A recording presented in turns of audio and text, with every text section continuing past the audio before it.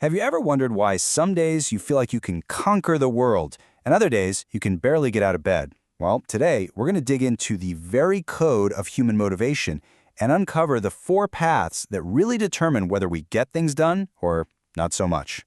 You know, this whole thing kicks off with a really simple question a high school kid named Evan asked his dad. It's a question I think we've all asked ourselves at some point. Why is it so darn hard to just do the things we know we're supposed to do? Let's get into it.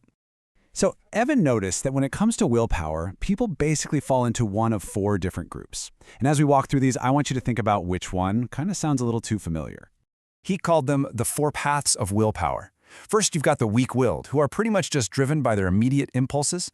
Then there's the borrowed-willed type, who are always running on someone else's hype. You've also got the forced-willed. They only spring into action when a crisis is breathing down their neck.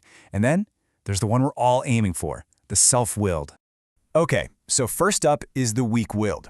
Just think of someone who's totally motivated by pure instinct, chasing pleasure, avoiding pain, whatever feels good right now. Their motivation is like a sugar rush. It's explosive for sure, but it disappears in a flash and leaves you totally empty. Next, we have the borrowed will type. These are the people who run on feelings. They need to feel inspired to do anything. So they borrow their drive from what's trending, from a charismatic leader, maybe a new cause they found online. The key here is their motivation is always coming from the outside. And then there's the forced-willed person. This is someone who only gets moving when they absolutely have to. We're talking deadlines, a crisis, maybe just pure, unadulterated panic. They're not building anything for the long term, they're just constantly running around putting out fires. And that brings us to the ideal, right? The self-willed person.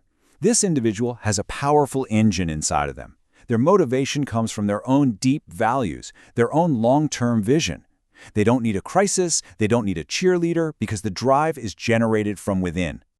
Okay, so if only one of these 4 types can really sustain themselves, how in the world do the other 3 even get through the day? Well, that question brings us to this really fascinating core idea that Evan's dad came up with to explain this whole dynamic. He called them will pills. And no, we're not talking about actual pills here. A will pill is anything you use as a shortcut to get motivated. Any external fix that gives you a jolt when you just can't find that drive inside yourself. But here's the catch with will pills. In the moment, they feel like they work. They help you get the job done. But over the long haul, they become this crippling crutch that actually stops you from ever developing your own genuine willpower.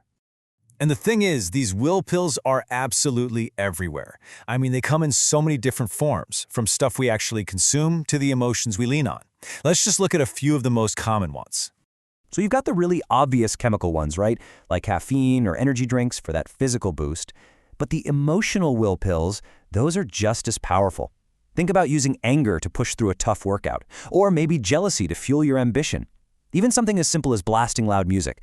That's a way to artificially pump yourself up. Just think about your own life for a second. How many times has the fear of a looming deadline, or maybe the fear of disappointing your boss, been the only thing that actually got you to finish a project? That fear is a super effective will pill, but man, it's an exhausting and pretty unhealthy way to live. Now this one is subtle. Even something we think is a good thing, like competition, can totally be a will pill. When your main motivation comes from needing to be better than someone else, it stops being about self-improvement. It just becomes this addictive, stressful game of one-upmanship, not about actually achieving mastery. So what's the real price we pay for relying on all these quick fixes? Let's put the 2 sources of motivation right next to each other and see what that long-term cost really looks like. It really just boils down to this. On one side, you've got true, soul-level willpower. It's self-generated, it's sustainable, it builds genuine self-control, and it leads to a sense of peace.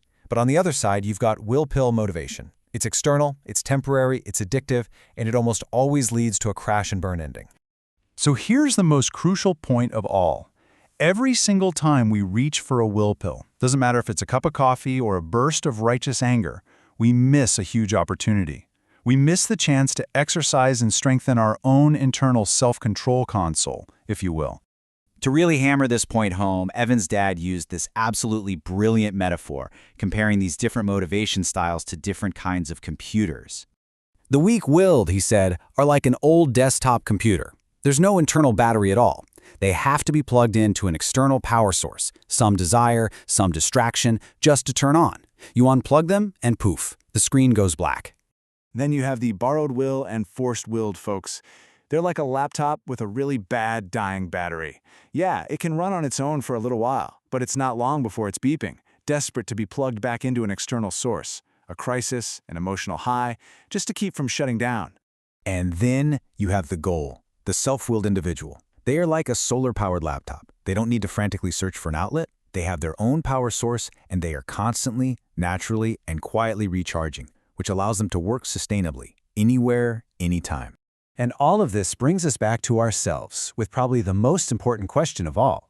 What are your will pills? When you feel that motivation start to dip, what's the first thing you reach for? And what would it actually take to stop plugging into all those external sources and finally learn how to recharge yourself?